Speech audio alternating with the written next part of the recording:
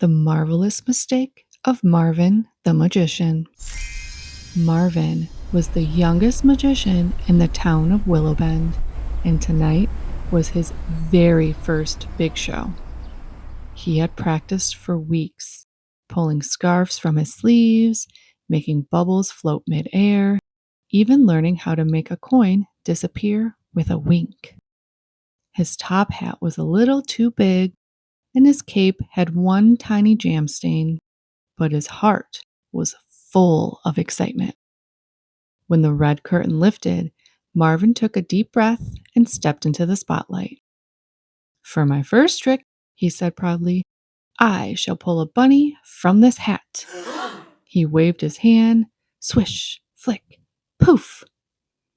But instead of a bunny, out popped a chicken, a very confused chicken named Cluckles, who gave a loud bark and waddled across the stage.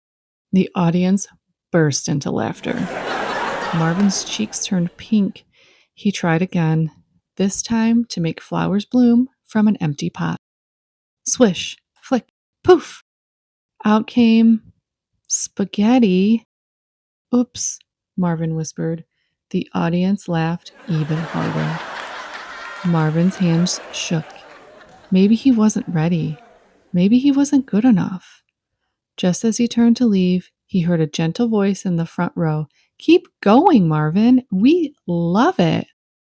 It was a little girl waving a paper wand she'd made from a straw and glitter. Marvin paused. He smiled. He took a deep breath and stood tall. "For my final trick," he said, "I will turn my mistakes into magic." He bowed deeply, took off his hat, and out flew a whole flock of paper butterflies, each one made from the scribbled pages of his practice notes. The crowd gasped. Then they cheered. After the show, someone asked Marvin how he managed to save the performance.